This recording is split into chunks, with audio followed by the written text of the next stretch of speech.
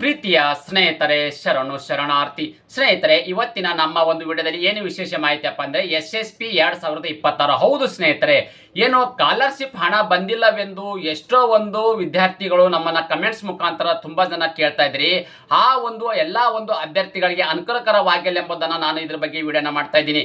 ನೀವು ನಮ್ಮ ಯೂಟ್ಯೂಬ್ ಚಾನಲ್ಗೆ ಮೊದಲ ಬಾರಿ ಭೇಟಿ ನೀಡಿದರೆ ಸಬ್ಸ್ಕ್ರೈಬ್ ಜೊತೆಗೆ ಬೆಲ್ ಐಕನ್ ಕ್ಲಿಕ್ ಮಾಡೋದನ್ನ ಮರೆಯಬೇಡಿ. ಯಾಕಪ್ಪ ಅಂದ್ರೆ ಪ್ರತಿನಿತ್ಯ ನಾವು ಕೇಂದ್ರ ರಾಜ್ಯ ಸರ್ಕಾರದ ಹೊಸ ಉದ್ಯೋಗ ಮಾಹಿತಿ ಅಲ್ಲದೆ ಗೌರ್ಮೆಂಟ್ ಸ್ಕೀಮ್ ಬಗ್ಗೆ ಮಾಹಿತಿ ಕೊಡೋದ್ರಿಂದ ತಪ್ಪದೆ ನೋಟಿಫಿಕೇಶನ್ ನಿಮಗೆ ಮೊದಲಿಗೆ ಬರಲಿದೆ. ಹೌದು ಸ್ನೇಹಿತರೆ, ಏನು SSP 2026 ಅಂದ್ರೆ ಸ್ಕಾಲರ್ಶಿಪ್ ಪೆಂಡಿಂಗ್ ಇದೆಯೇ? ಈ ಸಣ್ಣ ತಪ್ಪು ಮಾಡಿದರೆ ₹1 ಕೂಡ ಬರೋದಿಲ್ಲ ನಿಮಗೆ. ಕೂಡಲೇ ಈ ಕೆಲಸವನ್ನ ನೀವು ಮಾಡಲೇಬೇಕಾಗುತ್ತೆ. ಸ್ನೇಹಿತರೆ, ಮುಖ್ಯವಾಗಿರ್ತಕ್ಕಂಥ ಪ್ರಶ್ನೆ ಏನಪ್ಪಾ ಅಂದ್ರೆ, ರಾಜ್ಯ ಸರ್ಕಾರದ SSP ಅಂದ್ರೆ ಸ್ಟೇಟ್ ಸ್ಕಾಲರ್ಶಿಪ್ ಪೋರ್ಟಲ್ ಇರ್ತಕ್ಕಂತಂದ್ರೆ ಮೂಲಕ ಬರುವ ಸ್ಕಾಲರ್ಶಿಪ್ ಹಣಕ್ಕಾಗಿ ಸಾವಿರಾರು ವಿದ್ಯಾರ್ಥಿಗಳು ಕಾಯುತ್ತಿದ್ದಾರೆ. ಆದರೆ ಅನೇಕರು ಲಾಗಿನ್ ಆದಾಗ ಪೆಂಡಿಂಗ್ ಎ ಡಿಸ್ಟ್ರಿಕ್ಟ್ ಆಫೀಸರ್ ಅಥವಾ ವೆರಿಫಿಕೇಶನ್ ಪೆಂಡಿಂಗ್ ಎಂದು ಸಂದೇಶಗಳನ್ನು ಕಾಣುತ್ತಿದ್ದರೆ ನಿಮ್ಮ ಮುಂದಿನ ವಿದ್ಯಾಭ್ಯಾಸದ ಫೀಸ್ ಕಟ್ಟಲು ಅಥವಾ ಇತರೆ ಖರ್ಚುಗಳಿಗೆ ಹಣದ ಮೇಲೆ ನಂಬಿಕೆ ಇಟ್ಟಿರ್ತಕ್ಕಂಥ ವಿದ್ಯಾರ್ಥಿಗಳಿಗೆ ಇದು ಒಂದು ತುಂಬಾನೇ ಅನುಕೂಲಕರವಾಗಿರ್ತಕ್ಕಂಥ ಮಾಹಿತಿ. ಅಯ್ಯೋ, ಸರ್ಕಾರವೇ ಯಾವಾಗಲಾದರೂ ಹಣ ಹಾಕಲೇ ಬಿಡುವಂತ ಸುಮ್ಮನೆ ಕೂತರೆ ಖಂಡಿತವಾಗಿಯೂ ನಿಮ್ಮ ಅಕೌಂಟಿಗೆ ಹಣ ಬರುವುದೇ ಇಲ್ಲ. ಇಲ್ಲಿರುವ ಸರಳ ಹಂತವನ್ನು ಅನುಸರಿಸಿ ನಿಮ್ಮ ಸಮಸ್ಯೆಗೆ ನೀವೇ ಪರಿಹಾರವನ್ನ ಕಂಡುಕೊಳ್ಳಬೇಕಾಗುತ್ತೆ. ಸ್ನೇಹಿತರೆ, ನಾನು 3 ತರದ ಹಂತಗಳನ್ನ ಹೇಳ್ತೀನಿ. ಮೊದಲೇ ಹಂತ ಏನಪ್ಪಾ ಅಂತಂದ್ರೆ, ಮೊದಲು ನಿಮ್ಮ ಕಾಲೇಜಿಗೆ ಲಾಗಿನ್ ಆಗಿ ಮಾಡಿಸಿ. ಮೊದಲು ನಿಮ್ಮ ಕಾಲೇಜ್ ಲಾಗಿನ್ ಚೆಕ್ ಮಾಡಿಸಿ. ಅಂದ್ರೆ ನಿಮ್ಮ ಅರ್ಜಿ ನೇರವಾಗಿ ಸರ್ಕಾರದ ಜಿಲ್ಲಾ ಮಟ್ಟದ ಅಧಿಕಾರಿಗಳಿಗೆ ಹೋಗುವುದಿಲ್ಲ. ಮೊದಲು ನಿಮ್ಮ ಕಾಲೇಜಿನ ಪ್ರಿನ್ಸಿಪಾಲರು ಮತ್ತು ಪ್ರಿನ್ಸಿಪಲ್ ಪೋರ್ಟಲ್ ನಲ್ಲಿ ಅದನ್ನು ಅನುಮೋದನೆ ಅಂದ್ರೆ ಅಪ್ರೂವಲ್ ಅನ್ನ ಮಾಡಬೇಕು. ತಕ್ಷಣ ನಿಮ್ಮ ಕಾಲೇಜಿನ ಕ್ಲರ್ಕ್ ಅಥವಾ ಸ್ಕಾಲರ್ಶಿಪ್ ವಿಭಾಗವನ್ನು ಭೇಟಿಯಾಗಿ ನಿಮ್ಮ ಅರ್ಜಿ ಕಾಲೇಜು ಹಂತದಲ್ಲಿ ಸರಿ ಇದೆ ಎಂದು ಖಚಿತವನ್ನ ಪಡಿಸಿಕೊಳ್ಳಿ. ಇದಾದ ನಂತರ ಎರಡನೇ ಹಂತ ಏನಪ್ಪಾ ಅಂದ್ರೆ, ಈ ಅಟೆಂಡೆನ್ಸ್ ಇರ್ತಕ್ಕಂಥ ಸರಿಯಾಗಿದೆ ಎಂಬುದನ್ನು ಸರಿಪಡಿಸಿ. ಅಂದ್ರೆ ಅರ್ಜಿ ಪೆಂಡಿಂಗ್ ಇರಲು ಮುಖ್ಯ ಕಾರಣ ದಾಖಲೆಗಳ ಕೊರತೆ. ಯಾವಪ್ಪ ಅಂದ್ರೆ, ನಿಮ್ಮ ಜಾತಿ ಮತ್ತು ಪ್ರಮಾಣ ಪತ್ರದ ಅಂದ್ರೆ ಕಾಸ್ಟ್ ಅಂಡ್ ಇನ್ಕಮ್ ಸರ್ಟಿಫಿಕೇಟ್ ಆಗಿರಬಹುದು, ಹಿಂದಿನ ವರ್ಷದ ಅಂಕಪಟ್ಟಿ ಅಂದ್ರೆ ಮಾರ್ಕ್ಸ್ ಕಾರ್ಡ್, ಇವು ಸರಿಯಾಗಿ ಈ ಅಟೆನ್ಷನ್ ಆಗಿದೆ ಎಂದುಕೊಂಡು ಪೋರ್ಟಲ್ ನಲ್ಲಿ ಮತ್ತೊಮ್ಮೆ ಪರಿಶೀಲಿಸಿ. ಏನಾದರೂ ದೋಷವಿದ್ದರೆ ಕೂಡಲೇ ಅದನ್ನ ಸರಿಯನ್ನ ಪಡಿಸಿಕೊಳ್ಳಬೇಕಾಗುತ್ತೆ.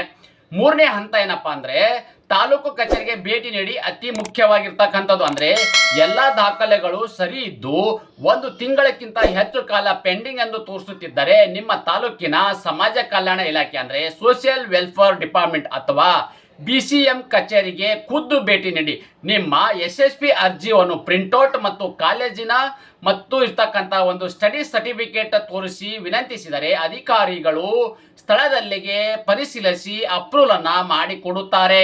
ಮುಖ್ಯವಾಗಿರ್ತಕ್ಕಂಥ ಪ್ರಶ್ನೆ ಏನಪ್ಪಾ ಅಂದ್ರೆ, SSP ಸ್ಟೇಟಸ್ ಅನ್ನು ಏನನ್ನು ಸೂಚಿಸುತ್ತದೆ ಮತ್ತು ತ್ವರಿತ ನೋಟ ಏನಪ್ಪಾ ಅಂತಂದ್ರೆ, ಸ್ಟೇಟಸ್ ಮೆಸೇಜ್ ಇರ್ತಕ್ಕಂಥ ಅಂದ್ರೆ ಪೆಂಡಿಂಗ್ ಎಟ್ ಡಿಸ್ಟ್ರಿಕ್ಟ್ ಆಫೀಸರ್ ಇದ್ದರೆ ಅದ್ರ ಅರ್ಥ ಏನಪ್ಪಾ ಅಂದ್ರೆ, ಜಿಲ್ಲಾಧಿಕಾರಿ ಅನುಮೋದನೆ ಬಾಕಿ ಇದೆ ಅಂತ ಅರ್ಥ. ನೀವೇನ್ ಮಾಡ್ಬೇಕಪ್ಪ ಅಂದ್ರೆ, ತಾಲೂಕು ಅಥವಾ ಜಿಲ್ಲಾ ಕಚೇರಿಗೆ ಭೇಟಿ ನೀಡಬೇಕಾಗತ್ತೆ. ಪುಷ್ ಟು ಈ ಗೌರ್ಮಿನೆನ್ಸ್ ಇರ್ತಕ್ಕಂಥ ಅಂದ್ರೆ ಹಣ ಪಾವತಿಗೆ ಸಿದ್ಧವಾಗಿದೆ ಅಂತ ಅರ್ಥ. 15 ರಿಂದ 25 ದಿನವನ್ನ ಕಾಯಬೇಕಾಗತ್ತೆ. ಆಧಾರ್ ನಾಟ್ ಸೀಡೆಡ್ ಇರ್ತಕ್ಕಂಥ ಆದ್ರೆ ಆಧಾರ್ ಕಾರ್ಡ್ ಅನ್ನ ನಿಮ್ಗೆ ಲಿಂಕ್ ಅನ್ನ ಆಗಿಲ್ಲ ಅಂತಾನೆ ಅರ್ಥವಾಗುತ್ತೆ. ತಕ್ಷಣ ಬ್ಯಾಂಕಿಗೆ ಹೋಗಿ NPCI ಲಿಂಕ್ ಅನ್ನ ಮಾಡಿಸಿಕೊಳ್ಳಬೇಕಾಗತ್ತೆ. ರಿಜೆಕ್ಟೆಡ್ ಬೈ ಆಫೀಸರ್ ಅಂದ್ರೆ ಆಫೀಸರ್ ರಿಜೆಕ್ಟ್ ಮಾಡಿದರೆ ಅರ್ಜಿಯನ್ನ ತಿರಸ್ಕರಿಸಲಾಗಿದೆ. ಅದು ಹೇಗಪ್ಪ ಅಂದ್ರೆ, ತಪ್ಪು ದಾಖಲೆ ಮತ್ತು ಮರು ಅಪ್ಲೋಡ್ ಮಾಡಿರ್ತಕ್ಕಂಥ ದಾಖಲಾತಿಗಳಿದ್ದರೆ ಅದು ರಿಜೆಕ್ಟ್ ಆಗುವ ಚಾನ್ಸ್ ಇರುತ್ತದೆ. ಅದೇ ರೀತಿ ಎಲ್ಲವೂ ಸರಿ ಇದ್ದರೂ ಹಣ ಬರುತ್ತಿಲ್ಲವೇ, ಈ ಕೆಲಸವನ್ನ ಮಾಡಿದ್ದೀರಾ ಎಂದು ನೀವು ಪರಿಶೀಲಿಸಬೇಕಾಗತ್ತೆ. ಅಂದ್ರೆ ಬಹಳಷ್ಟು ವಿದ್ಯಾರ್ಥಿಗಳು ಮಾಡುವ ಅತಿ ದೊಡ್ಡ ತಪ್ಪು ಏನಂದ್ರೆ, ಬ್ಯಾಂಕ್ ಖಾತೆಗೆ NPCI ಮ್ಯಾಪಿಂಗ್ ಅಂದ್ರೆ TBT ಇರ್ತಕ್ಕಂಥ ಮಾಡಿಸುವುದು ಕಡ್ಡಾಯವಾಗಿದೆ.